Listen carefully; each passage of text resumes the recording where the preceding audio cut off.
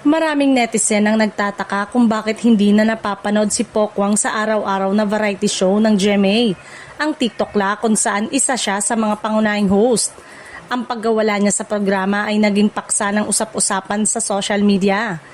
Ayon sa impormasyon, humihingi umano ng pagtaas sa kanyang talent fee ang singer at comedian.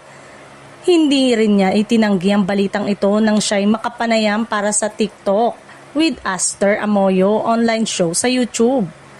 I've been on the show for over 3 years at karapatan ko naman siguro na mag-request na karagdagan sa talent fee ko, paliwanag ni Pokwang sa panayam.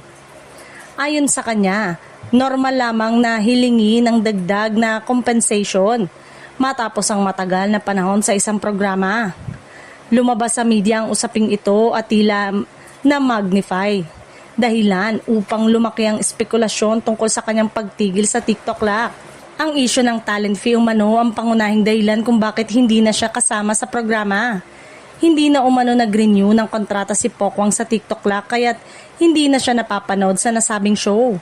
Gayunpaman, hindi malinaw sa ngayon kung nananatili pa rin siya sa kapuso o may ibang plano sa kanyang karera sa network.